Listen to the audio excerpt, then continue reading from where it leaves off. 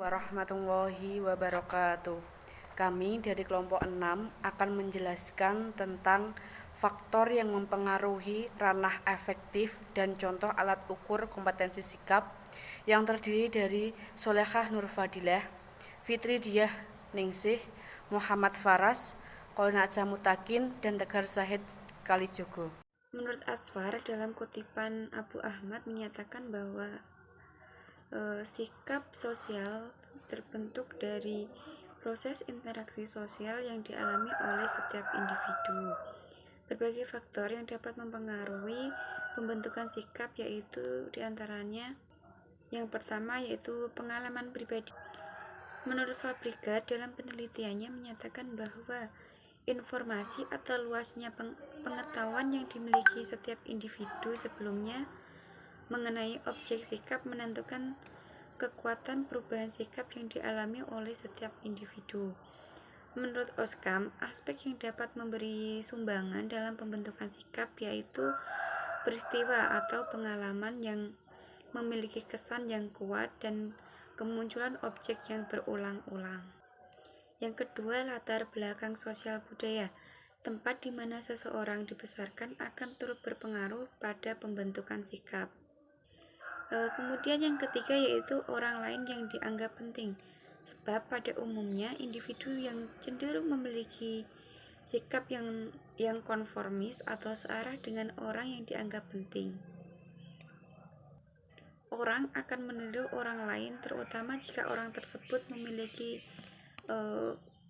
peran yang kuat dan penting. Kemudian yang keempat yaitu media massa. Berbagai informasi yang diberikan akan memberikan landasan kognitif baru terhadap pembentukan sikap seseorang terhadap objek yang diberitakan. Pesan-pesan sugestif yang dibawa oleh informasi tersebut apabila cukup kuat akan memberikan dasar dalam menilai suatu hal sehingga terbentuklah arah sikap tertentu. Kemudian yang kelima yaitu institusi atau lembaga pendidikan atau lembaga agama akan memberikan konsep moral dalam diri individu, pemahaman akan baik dan buruk, garis pemisah antara yang dibolehkan dan yang tidak dibolehkan, semuanya diperoleh dari individu. Kemudian yang terakhir yaitu emosional. Bentuk sikap yang didasari oleh faktor emosional adalah prasangka. Prasangka di sini sebagai sikap toleransi terhadap seseorang atau kelompok. Faktor-faktor yang mempengaruhi sikap belajar. Pembentukan sikap tidak terjadi begitu saja, melainkan melalui suatu proses tertentu, yaitu melalui kontak sosial yang berlangsung antara individu yang satu dengan individu yang lain, individu dengan kelompok, individu dengan lingkungan, dan lain-lain sekitarnya. Jadi, sikap mempunyai peranan yang penting dalam interaksi manusia, di mana apa yang disebut adanya proses sosialisasi daripada individu dalam kehidupan bermasyarakat itu sebagian besar adalah terdiri atau terbentuk dari sikap-sikap sosial yang ada pada dirinya. Mengenai pembentukan sikap atau attitude, itu ada beberapa faktor yang mempengaruhinya. Faktor-faktor itu yaitu faktor internal dan faktor eksternal. Faktor internal adalah faktor-faktor yang terdapat dalam diri orang yang bersangkutan. Seseorang tidak dapat menangkap seluruh rangsangan dari luar melalui persepsinya. Oleh sebab itu, melalui sekitarnya dia harus memilih stimulus mana yang akan didekatkan dan mana yang akan dijauhi. Pilihan ini ditentukan oleh motif-motif dan kecenderungan-kecenderungan yang ada pada dirinya. Karena harus memilih inilah, maka seseorang membentuk sikap positif terhadap sesuatu hal dan menyusun sikap negatif terhadap lainnya. Dalam hal ini, faktor internal yang terdapat dalam diri manusia yaitu perasaan sebagai suatu hal yang mempengaruhi sikap. Yang kedua, faktor eksternal. Faktor eksternal adalah faktor-faktor yang berasal dari luar individu, luar diri seseorang.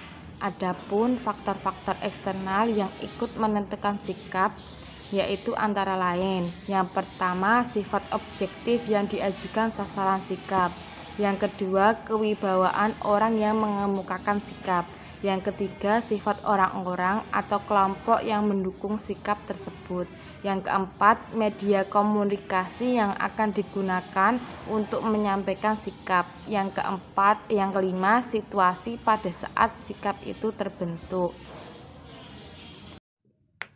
Ranah afektif merupakan sebuah penilaian yang fokus pada ranah yang berkaitan dengan sikap dan nilai yang dilakukan selama proses sosial dan interaksi sosial dalam pembelajaran. Penilaian ranah afektif ini harus mendetail dan memperhatikan setiap individu agar kita dapat menyimpulkan nilai setiap individu. Karena ranah afektif ini mencakup watak perilaku seperti perasaan, minat, sikap, emosi, dan nilai. Ciri-ciri hasil belajar afektif akan terlihat pada peserta didik dalam berbagai tingkah laku, misalnya seperti perhatiannya terhadap mata pelajaran, kedisiplinannya mengikuti mata pelajaran, motivasi yang tinggi untuk tahu lebih banyak mengenai pelajaran yang diterimanya, dan penghargaan atau rasa hormatnya terhadap guru. Saya akan menjelaskan tentang ranah afektif yang dibagi menjadi 5 jenjang. Yang pertama adalah receiving, artinya menerima atau memperhatikan. Yang kedua responding, yang ketiga following, yang keempat organization, yang kelima adalah characterization. Yang pertama tadi adalah receiving atau attending. Menerima atau memperhatikan adalah kepekaan seseorang dalam menerima rangsangan atau stimulus dari luar yang datang kepada dirinya. Pada jenjang ini, peserta didik dibina agar mereka bersedia menerima nilai atau nilai-nilai yang diajarkan kepada mereka. Contohnya adalah peserta didik bahwa disiplin wajib ditegakkan, sifat malas dan tidak disiplin wajib dijauhkan. Yang kedua adalah responding, artinya menanggapi, yang mengandung arti adanya partisipasi aktif. Jadi, kemampuan menanggapi adalah kemampuan yang dimiliki oleh seseorang untuk mengikut sertakan dirinya serta aktif dan dalam fenomena tertentu. Contohnya adalah peserta didik tumbuh hasrat untuk mempelajarinya lebih jauh atau menggali ilmu lebih jauh lagi. Yang ketiga adalah following atau menilai atau menghargai. Artinya, memberikan nilai atau memberikan penghargaan terhadap suatu kegiatan atau objek. Following adalah merupakan tingkat efektif lebih tinggi lagi daripada receiving dan responding. Dalam kaitan hal ini, proses belajar mengajar peserta didik tidak hanya menerima, tapi diajarkan. Contohnya adalah peserta didik diajarkan untuk berlaku disiplin di rumah, di sekolah, dan di lingkungan masyarakat. Baik, di sini saya akan menjelaskan tentang organization. Organization atau mengorganisasikan, artinya mempertemukan perbedaan nilai sehingga terbentuk nilai baru yang universal, yang membawa pada perbaikan umum. Mengatur atau mengorganisasikan merupakan pengembangan diri nilai ke dalam satu sistem organisasi, termasuk di dalamnya hubungan satu nilai dengan nilai yang lain. Contoh dari organization yaitu peserta didik mendukung penegakan disiplin. Kemudian yang berikutnya, characterization by a value or value complex atau karakter dengan satu nilai, yakni keterpaduan semua sistem nilai yang telah dimiliki oleh seseorang yang mempengaruhi. Ini saya akan menjelaskan tolak ukur dalam penilaian kompetensi sikap. Dalam konteks penilaian sikap, indikator merupakan tanda-tanda yang dimunculkan oleh peserta didik yang dapat diamati atau diobservasi oleh guru sebagai representasi dari sikap yang dinilai.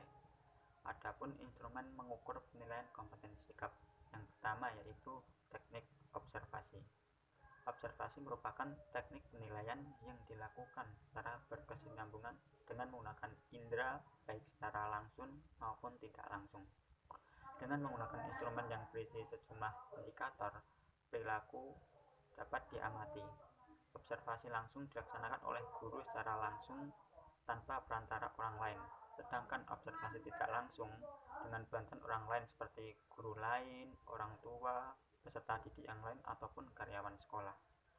Bentuk instrumen yang digunakan untuk observasi ini adalah pedoman observasi yang berupa daftar cek atau penilaian yang disertai rubrik. Kemudian yang kedua yaitu penilaian diri. Penilaian diri merupakan teknik penilaian dengan cara meminta peserta didik untuk mengemukakan kelebihan dan kekurangan masing-masing. Dalam konteks pencapaian kompetensi, instrumen yang digunakan berupa lembar penilaian diri menggunakan daftar cek skala penilaian yang disertai rubrik juga. Kemudian yang ketiga yaitu penilaian antar peserta didik. Penilaian antar peserta didik ini merupakan teknik penilaian dengan cara meminta peserta didik yang lain untuk saling menilai terkait dengan pencapaian kompetensi.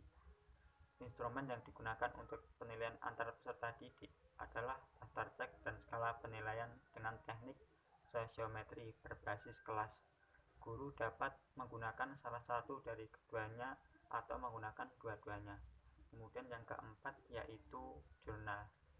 Jurnal merupakan catatan pendidik di dalam dan di luar kelas yang berisi informasi hasil pengamatan tentang kekuatan dan kelemahan peserta didik yang berkaitan dengan sikap dan perilaku. Kelebihan pada jurnal ini adalah peristiwa atau kejadian dicatat dengan segera. Dengan demikian, jurnal bersifat asli dan objektif dan dapat digunakan untuk memahami peserta didik dengan lebih tepat. Nah, pada 4 instrumen ini, kebanyakan menggunakan rubrik penilaian atau nanti bisa dihitung menggunakan angket, ada kolom atau rubrik sendiri. Sekian dari saya. Assalamualaikum warahmatullahi wabarakatuh. Sekian tadi presentasi dari kelompok kami. Semoga memberikan manfaat dan ilmu yang baru pada teman-teman semua. Sekian, wassalamualaikum warahmatullahi wabarakatuh.